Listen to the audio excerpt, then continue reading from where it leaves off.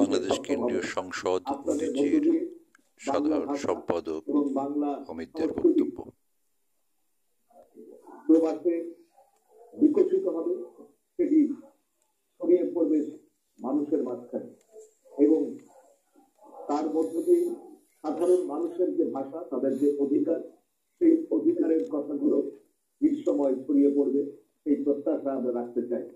আপনারা সেই অঙ্গীকার নিয়ে প্রবাসের মাটিতে উদীচীকে সুসংগঠিত করবেন, একে আরো বিকশিত করার জন্য ভূমিকা পালন করবেন।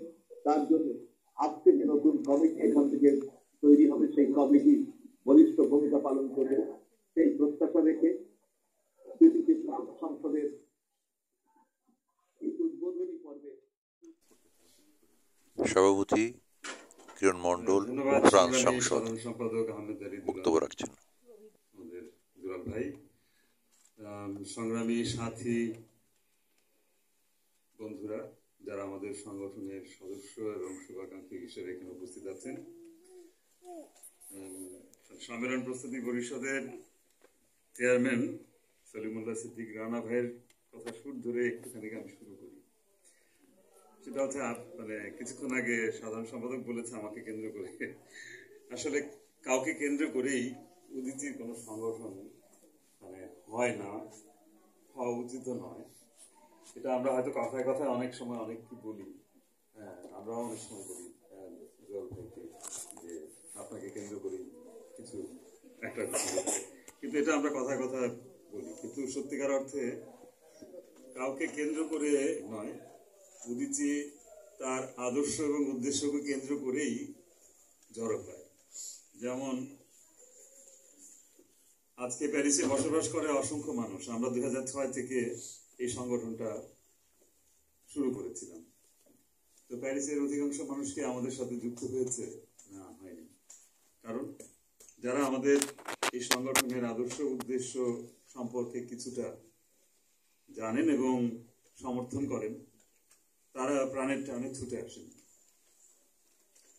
এই প্রাণের টানে ছুটে আজকেও আপনারা উপস্থিত হয়েছেন। আমরা কেন উপস্থিত হয়েছি আমি একটি কথা বলে এই অধিবেশনটা শেষ করব।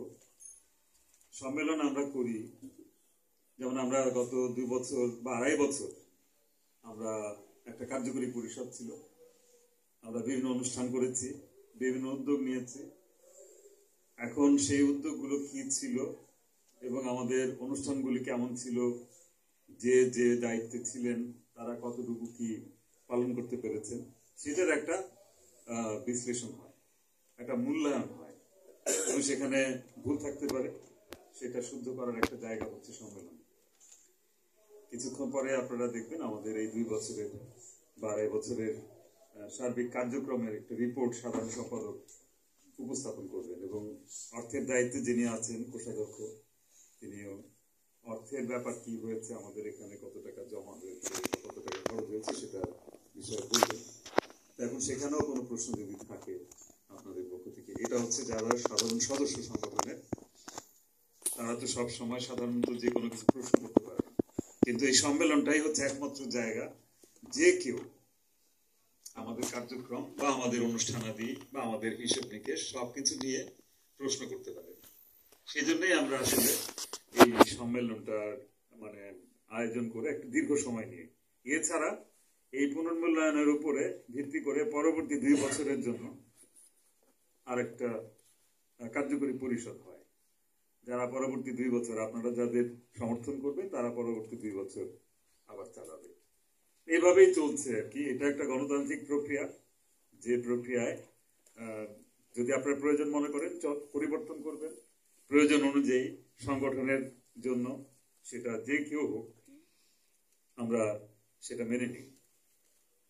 এটা হচ্ছে আমাদের মূল বিষয়।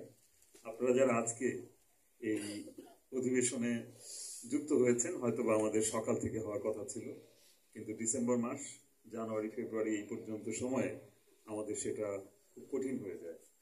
কারণ সবাই এই ছুটির দিনে হয়তো বা মানে সকালবেলাটা মানে আবার সেই এক জায়গায় জড়ো হওয়া, আগামীকাল থেকে আবার সবার কাজ, স্কুল, বাচ্চাদের সবকিছু মিলিয়েই আমাদের মনে হয়েছে পরে যে ঠিক আছে দুপুরের পর থেকেই আমরা আমাদের কাজটা না হয় একটু দেরিতেই শুরু করলাম, কিন্তু কাজটা আমাদের করতেই হবে। সেজন্যই যারা এসছেন আমাদের এই সম্মেলনে উপস্থিত হয়েছেন তাদের সবাইকে আমাদের সংগঠনের পক্ষ থেকে আন্তরিক শুভেচ্ছা এবং অভিনন্দন। আসুন আমরা আমাদের আজকের এই উদ্বোধনী পর্বে যিনি উদ্বোধন করার কথা ছিল, সংগঠনের কেন্দ্রীয় সংসদের সহসভাপতি এবং বৈদেশিক বিভাগের আহ্বায়ক ডক্টর রফিকুল হাসান জিন্না ভাই আমাদের এখানে শারীরিকভাবে উপস্থিত থেকেছেন অনেকবার সম্মেলনের সময়, কিন্তু এবছর শারীরিক কারণেই তাকে কিছুদিনের জন্য বিশ্রামে যেতে হয়েছে। সেই বিশ্রামের মধ্যে আমরা তাকে ধরার চেষ্টা করেছি এবং কথা হয়েছিল যে পাবো, সম্ভবত আমরা আজকে সারাদিনের কোনো সময় যদি পাই তাহলে নিশ্চয়ই যুক্ত করব। কিন্তু আমরা আমাদের কার্যক্রম মানে বিকল্পভাবেও আমাদের চালিয়ে যেতে হবে। আমাদের সাথে কেন্দ্রীয় কমিটির সাধারণ সম্পাদক, সংগ্রামী সাধারণ সম্পাদক যিনি কথা বললেন উপস্থিত আছেন এবং আমাদের কথা দিয়েছেন সম্মেলনের শেষ পর্যন্ত আমাদের সাথে থাকবেন। উদীচী ফ্রান্স সংসদের পক্ষ থেকে কেন্দ্রীয় সংসদের সাধারণ সম্পাদককে অভিনন্দন আবারও আমাদের সাথে এই সময় দেওয়ার জন্য এবং বিশেষভাবে আজকে তার জন্মদিনের জন্য আবারও শুভেচ্ছা। আজকে আমাদের উদ্বোধনী পর্ব এখানেই শেষ করছি। শেষ করার পরে আমাদের পরবর্তী অধিবেশন হবে সাংগঠনিক অধিবেশন। সেই সাংগঠনিক অধিবেশনের সাধারণ সম্পাদক সবার জন্য লিখিতভাবে রিপোর্ট তৈরি করেছেন। সেই রিপোর্টের উপরে আলোচনা সমালোচনা আপনারা করতে পারেন, সংযোগ বিয়োজন করতে পারেন, সেটা বলবেন। সবাইকে আপাতত শুভেচ্ছা এবং অভিনন্দন আবারও উপস্থিত হওয়ার জন্য।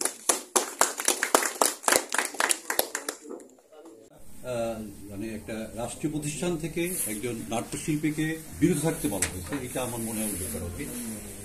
আর একটু যোগ করতে চাই, উদীচীর যশোরে বোমা হামলার ব্যাপারে বিচারহীনতার কথা আমরা বলে আমরা আজকে একটা যে পট পরিবর্তন করলাম, সেইখানেও কিন্তু এই বিচারের কোনো আলামত আমরা দেখছি না। সেই ব্যাপারেও আমি আমার মনে হয় সন্ধান করছি। ধন্যবাদ। আমরা আসলে জানাচ্ছি গত 2.5 বছরের ঘটনা বলি। আমরা উদীচীর যশোর নেত্রকোনার বোমা হামলা, বিগত সরকারগুলির বিচার না করা এবং উদীচীর পক্ষ থেকে বিচার না পাওয়া যে আকাঙ্ক্ষা এখনো অধরায় রয়ে গেছে। আমরা সংগ্রাম করে যাব, আমরা চেষ্টা করে যাব যেন বিচার হয়। আজকের আপনাদের সবার কাছে যে খবরটা আছে সেই জায়গায়